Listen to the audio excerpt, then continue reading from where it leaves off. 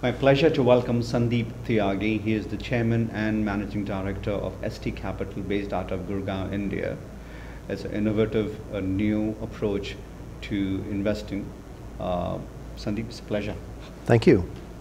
Off the bat, let's talk about your new initiative. It's heard of quite commonly in the West, but I don't think many people must have heard, even those who are savvy investors, about what you're doing. So let's talk a bit about your firm. Absolutely. I think, see, in US it started probably 25 years ago. Of overall investable assets, about 15% of the assets might be managed through quantitative methods. But in India, it's non-existent.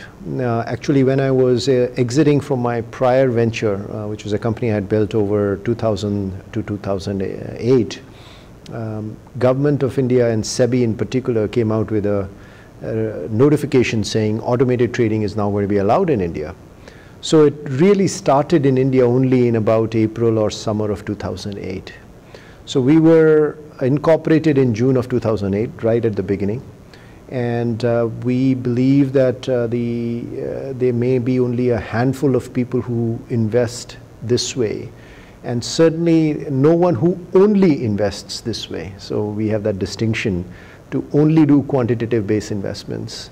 We run a long short fund, we run an arbitrage fund, and we also do automated market making in the marketplace. All of it, the common theme is mathematics and computer science. How easy or how difficult is it to penetrate the market and most importantly educate your customers? Yes. I think the education in the market is really about less about the methods you use, it's more about what you want to achieve. So frankly, what we find more challenging is to educate people on what is a good way to invest. See, we don't really believe or build investment products that try to mimic the market behavior. Market goes up, goes down, and it goes up and down a lot. It's extremely difficult, if not impossible, to time when it's going to go up, when it is going to go down. So what we do is we try to find relative value of things. So we can always find which stock will relatively do better and relatively do poorly. And the gap between the two is what we invest in, not the overall level. An analogy I use is, let's say that you were asked to predict the total team of the cricket team's total score. That would be very difficult.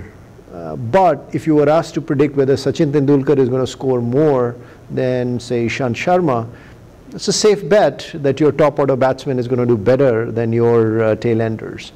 That's exactly the difference between a market investing, which is a beta investing, and what we do, which is a market neutral investing, which is finding the difference between your best and the worst performers. You were an entrepreneur before you left US and went to India, and you also took the company public. I'm trying to ask you to share your experience. If you go back even before that as a professional, when you jumped to the entrepreneurial role, what were the challenges or some excitement? A little bit of anecdotes if you can share about the journey, from professional to entrepreneur, and I think we'll come back to what made you transition to this one. Sure. Oh, the stories could fill a book like with any other entrepreneur. You know, we started in our basement. I had a newborn son who was less than a year old. So we had a newborn company and a newborn son, both coming up together in our house. I remember in 2000 June when I started the company, about that time I think the Windows new operating system was released.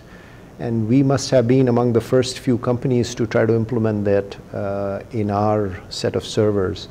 And I had a colleague who was trying to do this, and we used up maybe 12 hours of Microsoft help desk just trying to get it all working. And midnight, as my wife got up to prepare a bottle of milk for our one-year-old child, she stumbled upon somebody sleeping on the floor of the kitchen. And that was because he, after working non-stop for maybe 24, 25 hours, had gone to sleep right in the kitchen. And my wife had a shock of her life.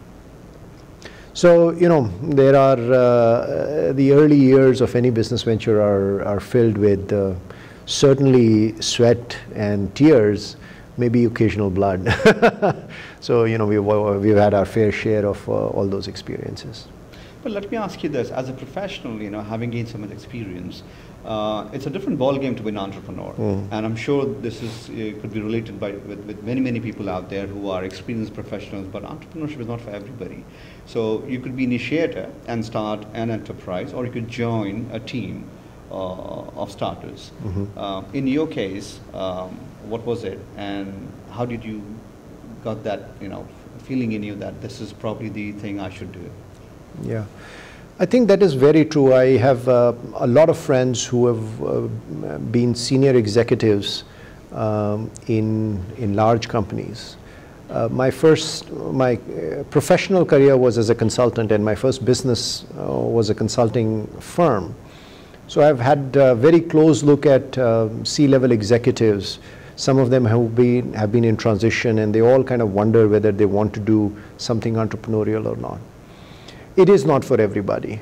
It is not really easy to give up that help desk to call and say, set up my BlackBerry for me, or set up my printer for me, or give up that secretary and say, please make my, you know, flight bookings. People find it very unnerving to be on their own. It's a lonely journey. Certainly, as you start up something, you have to do everything from, you know, figuring out what coffee maker you want to buy, to the logo of your company, to the website, to which clients and what pricing. So it is a lonely and a tough journey, but that's also part of the excitement. I think the second part of your question was what made you leave US and after the IPO, and then, you know, right, go to India? Sure. First, a clarification. The merged company, I had merged with a company called EXL, and together we had gone public. Sure. Since they were the bigger ones, I don't want to communicate that that I took it public. No, you were $25 million. Yes, yes, they were yes, 18 yes, million, correct. Combined entity went public. Correct. Went public. Correct. Absolutely right.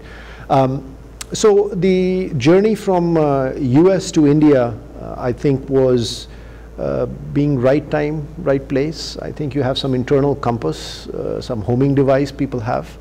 Our children at that time were about 8 and 5, and both me and my wife's parents were in their late 70s. So it made sense for us to be closer to home. If we were going to be close to home, this was the right time. I was in middle of transition in my business life. Children were young enough that uprooting them would not be big trauma for them. And our parents were getting to part of their life where I thought it'd be good for us to spend some time with them. So when we put all these things together, it became more or less a no-brainer. A huge positive has been that I think US has pretty much had a lost 4 years. When I talk to my friends here, they have generally been very depressed, and I think they would rather wipe out the memory of 4 years from 2007, 2008 onwards. So I really didn't miss out on much in terms of US experience by going back to India at this time. And fortunately, India has, on the other hand, had a fantastic growth spurt in this period. So it's been a really good experience to be part of that, make great friends there, and be part of the emerging market story that we all hear about. I want to come now to your alumni association contribution. Obviously, you are part of the IIT Delhi alumni. Let's talk a bit about your role and your involvement with IIT Delhi Alumni Association. Sure. So I think about 5 of us, of course, Rakesh Kaul, who's the current chairman, Rajat Gupta, who's been very active, Ashwini Gupta, who was very active as well, and Naren Gupta and I got together about 2000 of March of 2000, I want to say, or maybe even earlier, December of 1999. And we talked about setting up the body to be the US IIT Delhi Alumni Association body. So I had the good fortune to serve as the initial secretary of the organization. We incorporated IIT Delhi Excellence Foundation, built it up with the chapters here in New York, in San Francisco, in Chicago, and other places. So it was a very gratifying experience. As I moved back to India and got ready to change my geographic location, my participation in the US-based PanIIT movement has reduced, but I'm always a well-wisher. I still serve on the board to the extent I can, and always very happy to go visit both the campus and alumni events. So we come to the fun part of the interview, which is taking you back, 20 odd years to your campus, and share with us an experience that you still remember, and also a teacher or an incident or a group of people that really inspired and motivated you, that really helped you to become a successful professional and entrepreneur. Okay. That's again, a book could be written about that. You ask these great questions. So campus memories, I used to, I was and still am a kind of a relatively big guy, just over 6 feet and weigh a fair bit. So I used to drive Enfield, Royal Enfield 350cc motorbike, and which used to make a huge racket. Even as recently, about a year ago, somebody walked up to me, said I was 3 years your junior, and we used to all kind of talk about that it is a bit daunting when I used to go up the ramp and into the hall of residence gunning the motorcycle. So I think they felt that this guy could mean danger. But I had a great time in IIT, and particularly on our night that we had our farewell party. We had some soft drinks, let's just say that, and a couple of us got into a challenge of riding around the campus in that state. Not the sanest thing, and I wouldn't advise anybody, but that's a memory that I still cherish. So for a dear sum of 50 rupees, 3 of us got on a motorcycle and went around at a crazy speed, and right in front of the director's office, and I think right as a scene out of Three Idiots, shouted our respects to the director outside his door and came back. So I think, and the bet was only 50 rupees that somebody had laid for us to be shared among the 3 of us. But nevertheless, good times, great memories, and that was always fun. It's a true pleasure. Thank you so much. Very nice meeting you. Thank you.